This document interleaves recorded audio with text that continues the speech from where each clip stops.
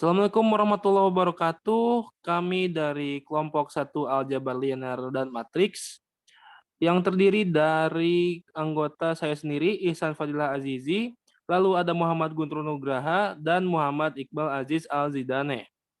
Kami di sini akan menjelaskan barisan Fibonacci. Next.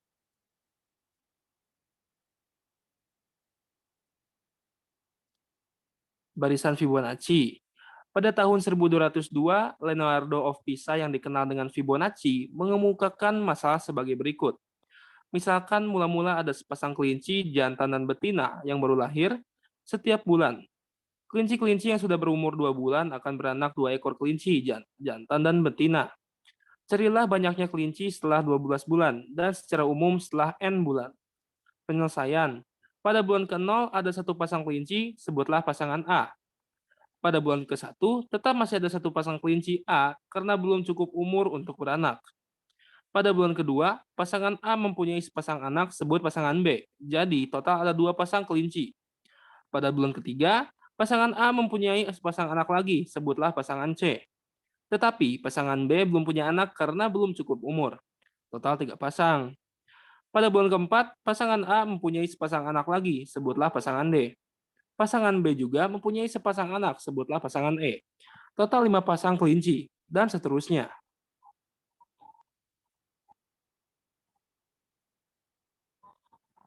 Next. Anak kelinci yang lahir pada tiap bulan ke N ke N deh. Tata Pak. Kembali lagi tadi. Nah, anak kelinci yang lahir pada tiap bulan ke strip dinyatakan dalam tabel sebagai berikut. Next.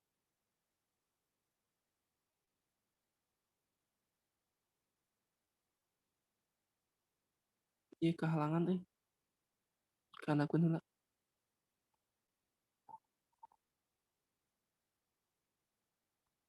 Kehalangan. Nah.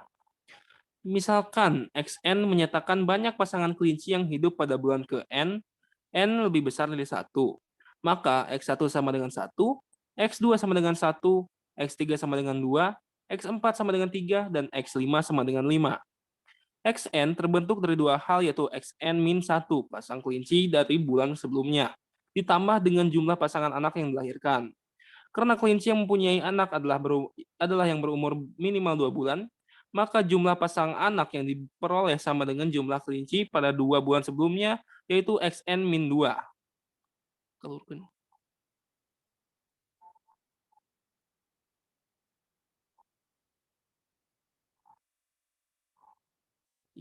Nah, maka didapat relasi XN sama dengan XN min 1, ditambah XN min 2 dengan X0 sama dengan 1, X1 sama dengan 1. Relasi ini dikenal dengan relasi Fibonacci. X1 yang terbentuk disebut barisan Fibonacci. Baik, untuk slide selanjutnya akan dijelaskan oleh Muhammad Iqbal Aziz Al-Zidane.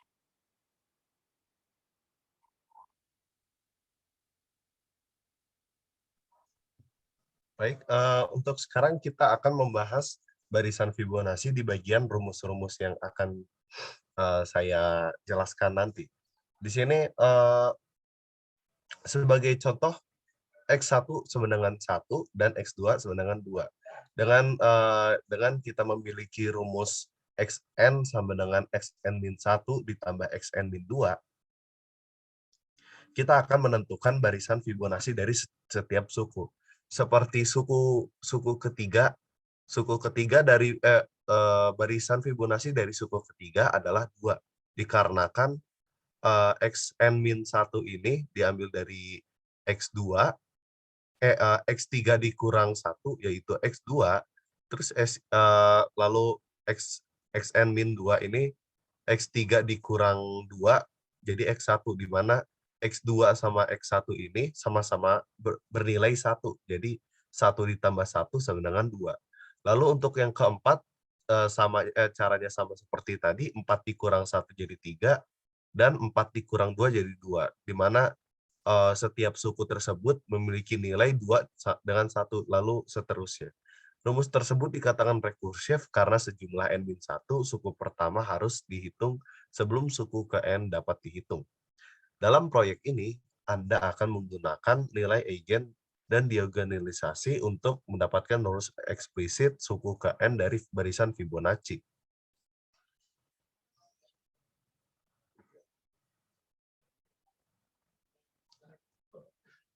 Baik, kita masuk ke latihan soalnya, di mana kita ketahui X1 sama dengan 1, X2 sama dengan 2, X2 sama dengan 1, dan kita disuruh cari hitung 10 suku pertama dari barisan Fibonacci.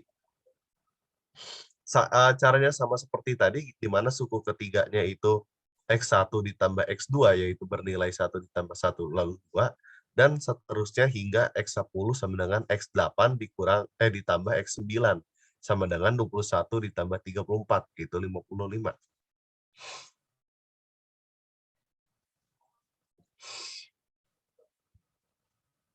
Lalu untuk bagian matriksnya, diketahui ada A sama dengan matriks 1, 1, 1, 0. Lalu jika suku pertamanya yaitu 1, suku keduanya 1, maka suku ketiga dan keempatnya sudah dipastikan 2 dan 3. Kita ambil contoh, jika kita kalikan A dengan matriks X1 dengan X2, maka dia akan menghasilkan 21 dikarenakan hasil perkalian dari 1110 dengan 11. Lalu jika dikuadratkan, jika A-nya dikuadratkan, hanya perlu kita kuadratkan dari 1110 ini menjadi 2111, di mana nanti akan menghasilkan 32, dan A pangkat 3 ini memiliki cara yang sama seperti sebelumnya. Jadi, A pangkat N-2 dikali X1 dengan X2 mempresentasikan suku Fibonacci ke N dan ke N-1.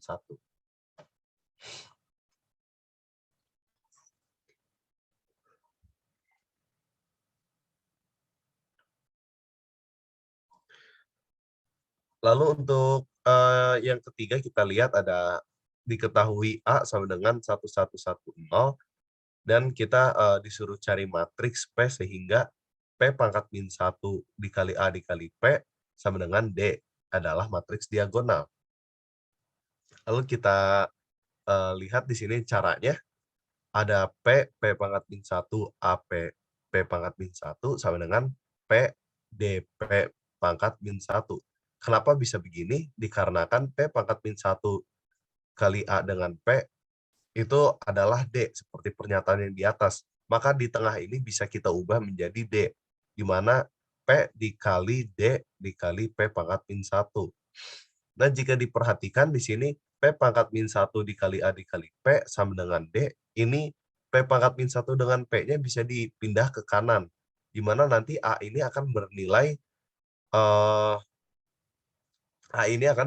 P dikali D dikali P pangkat min 1, seperti yang di warna merah ini. Lalu untuk A pangkat 3-nya, hanya mengkalikan ketiga bilangan P dikali D dikali P pangkat min 1, yang akan menghasilkan hasil perkaliannya yaitu P dikali D pangkat 3 dikali P pangkat min 1. Untuk selanjutnya akan dijelaskan oleh teman saya, Guntur. Baik, terima kasih kepada Iqbal. Sebelumnya udah menjelaskan terkait dengan tadi ada rumus PDP pangkat min 1 tadi itu sama dengan A sendiri ya. Dan di sini kita akan mencoba merepresentasikan tadi apa yang udah jelasin sama Iqbal di di bagian D ini ya tentunya. Dan dari matriks diagonal yang diperoleh pada nomor C, maka kita akan menghitung tadi kan PDP pangkat min 1 itu sama dengan A. Maka kurang lebih gambarannya itu akan sama seperti di 2 slide sebelumnya. Seperti tadi, ketika A dikalikan dengan matriks X1, X2, maka dia akan menampilkan X1-nya sama dengan 1, X2-nya sama dengan 1 juga.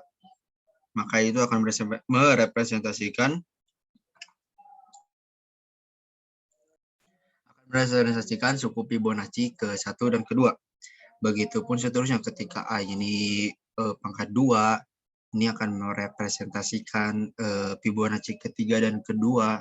Dan kesimpulan yang kita dapat dari rumus yang tadi udah Iqbal jelaskan di slide sebelumnya, ya, maka rumus yang tadi ini bisa kita representasikan menjadi ketika PD pangkat N-2 P pangkat -1 dikalikan dengan matriks X1, X2, dia akan merepresentasikan suku Fibonacci ke N dan ke N-1.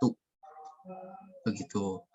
Dan untuk gambaran lebih jelasnya lagi ketika diimplementasikan kepada soal, ketika kita menggunakan formulasi yang diperoleh tadi di nomor D, maka suku barisan Fibonacci yang kita dapatkan di suku ke-100 dan ke-200, ya di sini suku ke-100 ini bernilai suku ke-98 ditambah suku ke-99. Dan suku ke-200 pun sama seperti suku ke-100. Dia akan menampilkan nilai dari penjumlahan suku ke-198 dan ditambah suku ke-199. Dan di sini kita akan mencoba ketika tadi sudah direpresentasikan ke dalam bentuk soal, maka bagaimana jadinya ketika kita representasikan ke dalam bentuk codingan. Nah, kira-kira ini untuk gambar codingannya seperti jelasnya. Jadi sebentar ya, saya keluar dulu. Oke, dan di sini mungkin sudah terlihat. Sebenarnya belum terlihat jelas ya. Bentar. Ini udah terlihat jelas belum PIC-nya? Guys.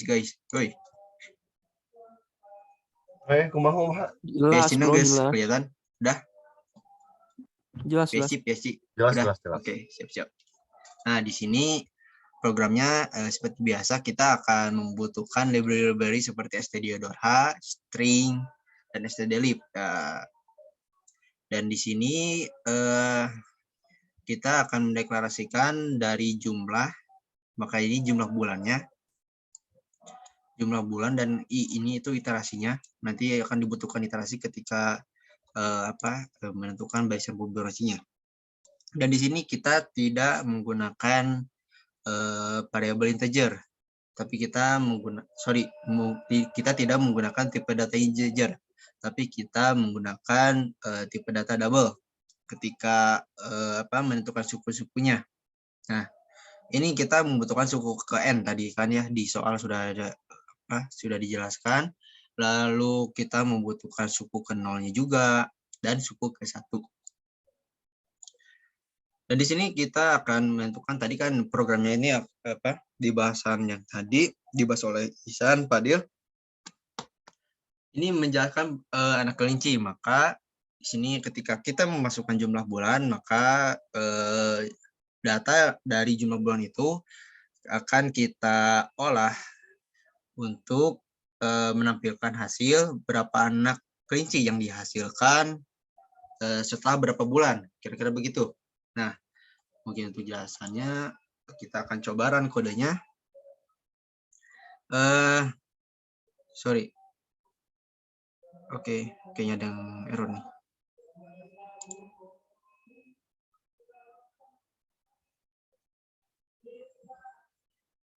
Error ya.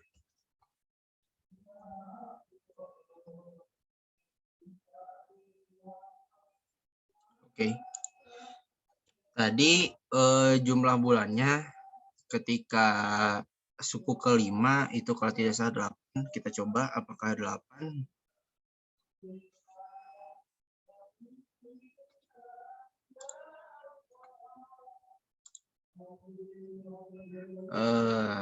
Kok error ya?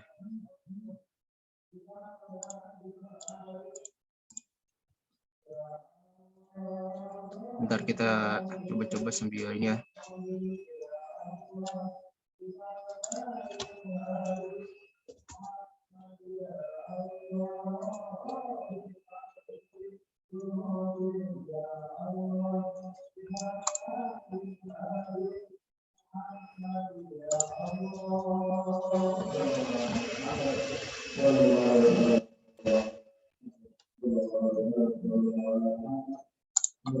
Bukan 10.